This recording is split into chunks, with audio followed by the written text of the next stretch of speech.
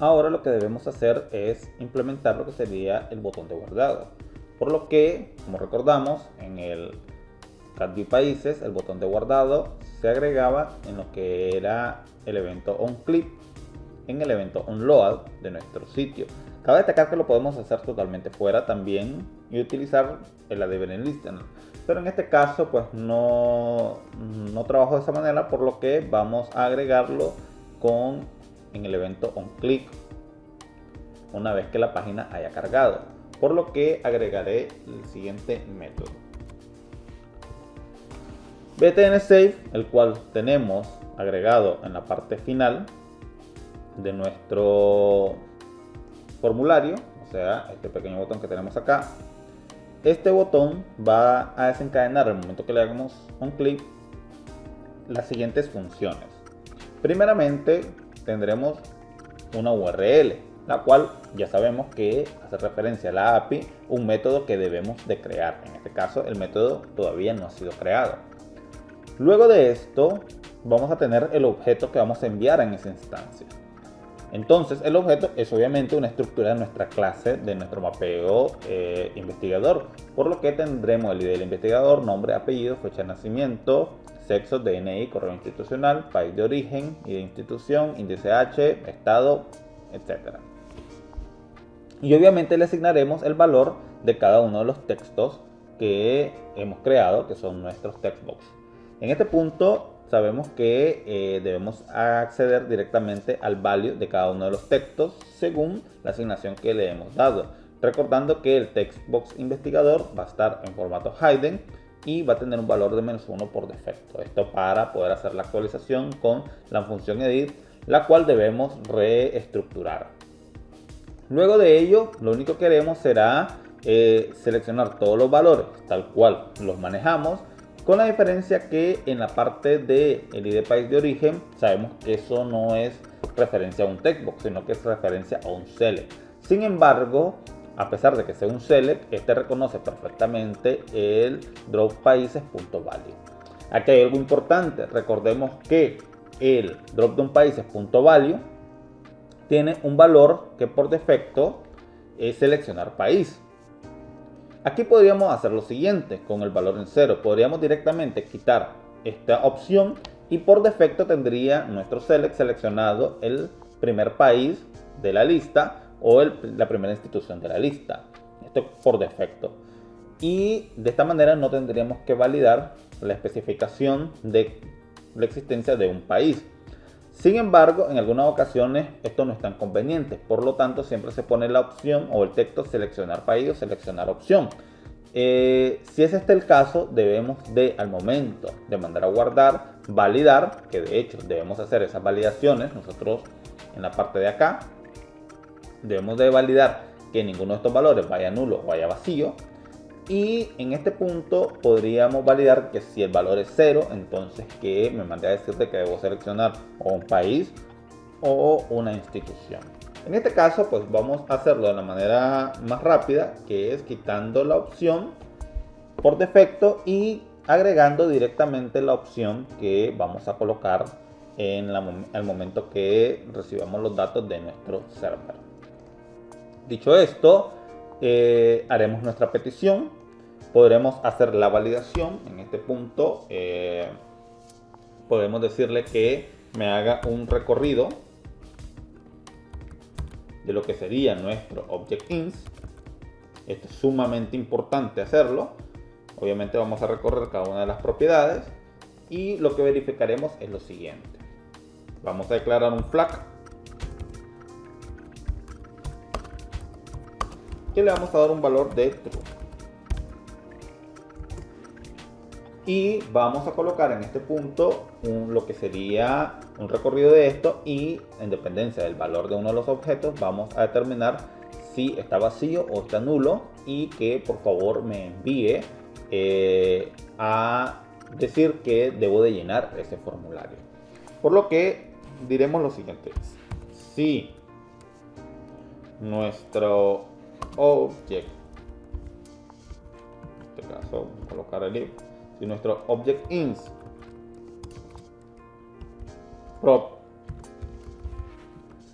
es igual a vacío, o también podríamos poner el punto length.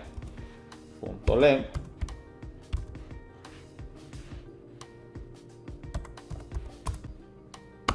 es igual a 0, asumiendo que sea una cadena de string. En este punto, pues como son textbox y por lo general los textbox van a estar en vacío, es igual a vacío. Entonces, por favor, mándeme a decir que el flag va a ser igual a false. O sea, que automáticamente pongo el flag en false. Y aquí ya podría definirle a él algunas características de que debemos de determinar para indicarle al usuario que debe llenar ese campo. Podríamos cambiar el color del textbox, poner un asterisco como se hace en unos casos. Vamos a colocar también, podemos poner alerta, mensajes de consola, modales, toggles, lo que sea. Pero en este punto vamos a hacerlo de manera bastante sencilla y le vamos a decir lo siguiente. Que por favor me mande un alert, algo sencillo, y le vamos a decir lo siguiente. La propiedad punto espacio o aquí la propiedad, vamos a concatenarle el prop y vamos a concatenarle lo siguiente: es requerida.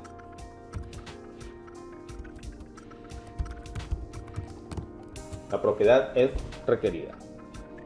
Y una vez hecho esto, pues vamos a hacer un break. O sea, si por lo que sea ha ocurrido que se ha hecho un que ha cambiado el valor de la propiedad a false, entonces hacemos un break, o sea, detenemos el ciclo y automáticamente vamos a decirle lo siguiente: if different flag, o sea que si nuestro flag está en true, también podríamos ponerle if flag igual false, ¿verdad? Entonces, si nuestro flag no está en true, o sea, ha cambiado su valor, entonces, por favor, hazme un return. O sea, que detén la función. ¿Para qué? Para que el usuario no pueda continuar o no intente enviar los datos, sino que haga la corrección como se debe. En este punto debemos implementar el método save dentro de los investigadores de nuestra API, dado que estamos haciendo referencia a un método llamado save investigador. Obviamente aquí hay un pequeño error porque debemos de invocar a investigador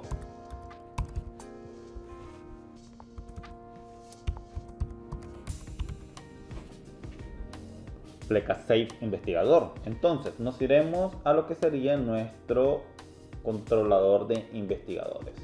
En el controlador de investigadores vamos a colocar lo que sería el método save investigador, el cual recibirá como parámetro el object int y hará una serialización de nuestro objeto. Recordemos que el JSON convert debe de utilizar la librería netsoft.json. Una vez hecho esto, le diremos que vamos a convertir, en lugar de un cat países, vamos a hacer que esta sea una instancia de nuestro DBL investigador profile. Y luego de ello, una vez que se haga esto, en teoría, al momento que nosotros recibamos nuestro objeto de investigador, podremos ejecutar el método save, el cual automáticamente mandará a guardar dentro de SQL nuestra aplicación. Sin embargo, debemos de estar claros que en algunas ocasiones esto puede que nos genere unos problemas. Una de las cosas que primeramente vamos a notar es que al momento que nosotros definimos nuestra clase, recordemos que teníamos otros campos adicionales que pertenecen a la tabla. Entre ellos tenemos campos como lo son la foto, el ID del usuario, y estos campos que normalmente nosotros los hemos definido al momento de construir la tabla, deberían enviarse para que nuestro método de guardado lo haga de forma eficiente sin ningún problema. Dado que si nosotros mandamos a guardar estos datos a como los tenemos y estos datos no se reciben dentro de la consulta como se debería, entonces SQL dará un problema. Por ejemplo, vamos a anotar este problema que vamos a tener acá. Vamos a agregar un nuevo investigador.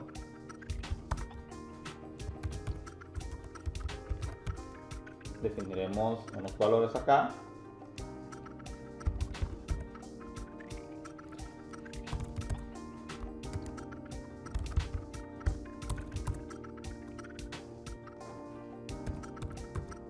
Y al momento que nosotros debemos guardar, este automáticamente mandará un error 500. Si nosotros vamos al network, vamos a notar que nuestro network no logra ejecutar bien nuestro método.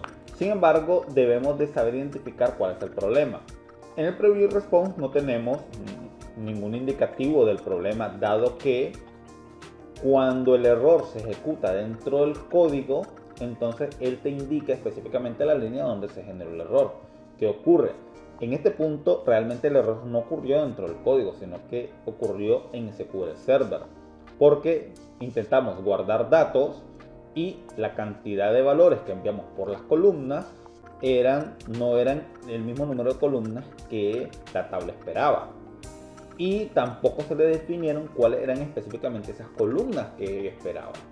Esto se puede solucionar de múltiples maneras. La primera es condicionando o especificando la cantidad de columnas tal cual la tabla espera que sean recibidos. Sin embargo, debemos de estar claros que también nosotros podríamos querer en muchas ocasiones agregar registros con columnas muy específicas, con instancias de valores específicos, por lo que haremos la siguiente validación. Bueno, nos iremos acá y vamos, para poder identificar el error, lo primero que vamos a hacer es depurar la aplicación. Recordemos que para depurar la aplicación debemos de darle clic derecho, establecer como proyecto de inicio. Si yo declaro esto, al momento que yo depure el software, vamos a minimizar esto, dado que ya tengo los datos del registro acá, no necesito volverlo a escribir. Le voy a dar a la opción de guardar. Automáticamente él ya me va a decir dónde está el error. Vamos a irnos por acá, voy a ir al error y me dice que el problema fue un error ocurrido en un SQL exception, o sea que fue en SQL, y me dice específicamente cuál es. Los nombres de las columnas o el número de los valores que esperaba la tabla no coinciden, o sea, no están establecidos con la definición. En este punto podemos nosotros visualizar que, como ya vimos, en la parte de acá, la cantidad de propiedades de la definición de la clase no corresponden específicamente con la cantidad de columnas que la tabla tiene. Y esto implica de que al momento que se vayan organizando, estos puedan cruzar los valores, se esperen más campos de los que se están enviando, etc. Para solucionarlo, nos vamos a ir a nuestra clase a GAbstract. Y en el datos abstract vamos a buscar el método de insertar objeto, el cual es el encargado de construir nuestra cadena. Para ello vamos a definir lo siguiente. Dado que necesitamos que nuestra consulta incluya los nombres de las columnas, lo que vamos a hacer es básicamente definirle otra variable, en este caso que va a ser, vamos a llamarle string column names. Esto va a ser igual a una cadena, y dentro de esta variable vamos a colocar los nombres de las columnas específicas del objeto que estamos enviando. Entonces haremos el mismo trabajo que hicimos con values, pero en este caso, en vez de utilizar values, utilizaremos column names. Y en lugar de utilizar el attribute value, vamos a utilizar el attribute name, el cual pues obviamente es una cadena string y vamos a irlo concatenando con sus valores. Sin embargo, aquí hay algo que debemos de tener cuidado. Dado que estamos concatenando específicamente los valores, no necesitamos colocar comillas simples. Entonces voy a eliminar esta parte de la comilla simple inicial y lo único que vamos a agregar al final de cada uno de los nombres es simplemente la coma para que estos se vayan concatenando. Este mismo proceso se deberá hacer también en la parte del 32 para que no tengamos ningún problema con los nombres cuando sean valores int32. Y luego de esto, lo único que nos correspondería es, como siempre, eliminar la última coma. ¿Para qué? Para que no tengamos errores de sintaxis. Por ello vamos a colocar también el value string, pero en lugar de utilizar la variable value, lo haremos con la variable columnNames. Y ahora ya estamos listos. ¿Qué nos faltaría? Agregarlo a nuestra cadena de texto, por lo que haremos lo siguiente. Le diremos que nos agregue dentro de la consulta el table name. Le concatenaremos a ese table name lo que serían los column names. Entonces vamos a hacer esto por acá y lo que vendrá dentro de los espacios de los más serían nuestros column names. Y ahora ya tendremos la consulta que incluiría el nombre de la tabla, el nombre de las columnas y los valores. Ahora solo nos restará hacer la prueba de que esto esté funcionando correctamente. Vamos a compilar nuestra solución, es decir que vamos a tener la depuración actual. Una vez compilada vamos a actualizar. Obviamente esto me dará un error dado que detuve la depuración. Vamos a darle como siempre en ver en Google Chrome, esto para agilizar un poco. Vamos a maximizarlo para que lo veamos todo correctamente. Y luego de esto pues solo sería llenar los datos. Vamos a llamar aquí a Eddie Arias. Vamos a colocar aquí una fecha cualquiera. Luego vamos a colocar un DNI, un email.